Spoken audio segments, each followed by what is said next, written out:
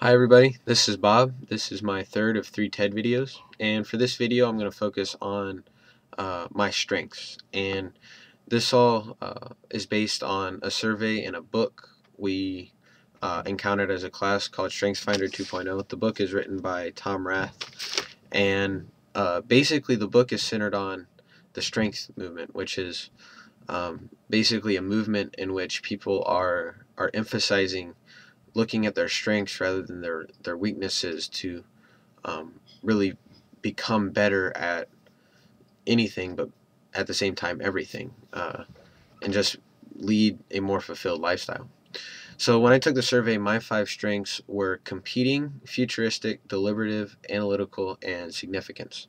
So just a little description. Competing, um, basically, it's described as a person who is fueled by competition, which I very much am and have been for my entire life.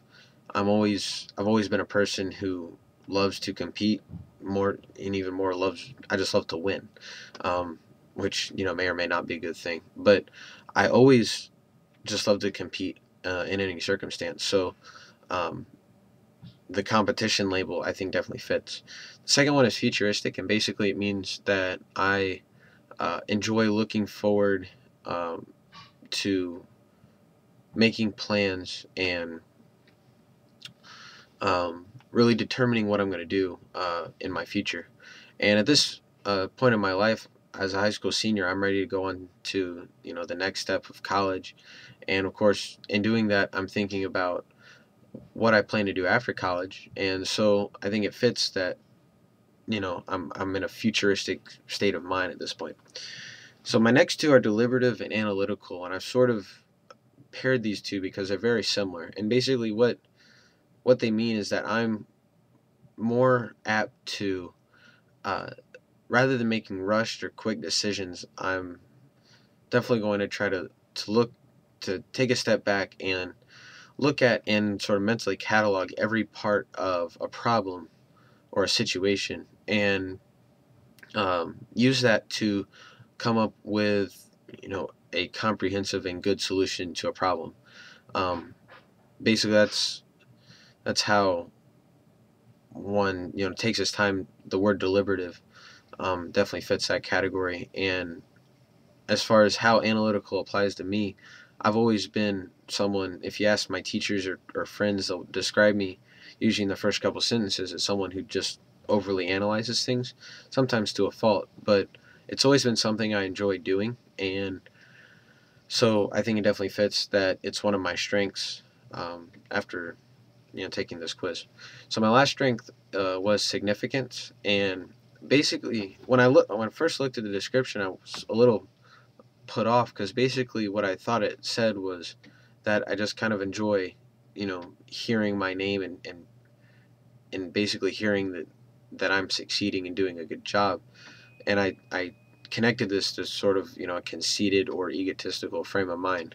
But reading further, I more or less discovered that this strength really just means that I take pride in the work I do. And when I feel that, I've done good work and worked very hard on something, I want to be recognized for it. So I don't think it's a really, necessarily bad thing as the connotation I attached to it was. So those are my five strengths. And my my thought when I got these strengths was, well, how do I apply these to what I do? And luckily, in the handout that the survey gave you, it has these things called action plans, and basically, it's a description of what you should do to utilize your strengths going forward. So, like for competition, basically the theme is I should put myself in positions where I have to compare myself to others, which will theoretically, help me boost my performance and perform at a higher level because that sort of thing, just gets me um, going at a just a higher pace. Um, with another example, like with analytical, it tells you to take roles in projects or on teams where you're not necessarily leading the endeavor, but you're um, you're in the background analyzing and looking at what decisions will be best and what actions will be best going forward, which I think describes what I enjoy doing in groups. So knowing that, uh, I wanted to talk just shortly about this strengths movement as a whole.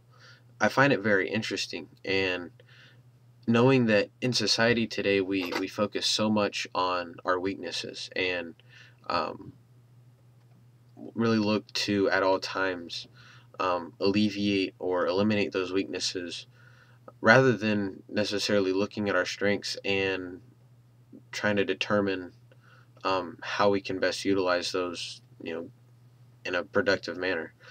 Um, so I'm really, I guess, a proponent now after reading part of Tom Rath's book and uh, and seeing really the merits of utilizing your strengths going forward.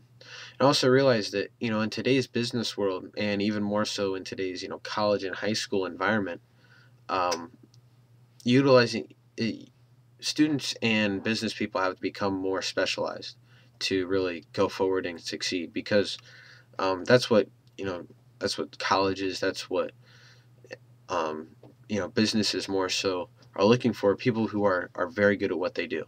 So following your strengths and capitalizing on your strengths initially will help you lead a path toward um, using those in a broader and more productive context in the future. So that's my video, and I really appreciate you listening, and I'll see you later.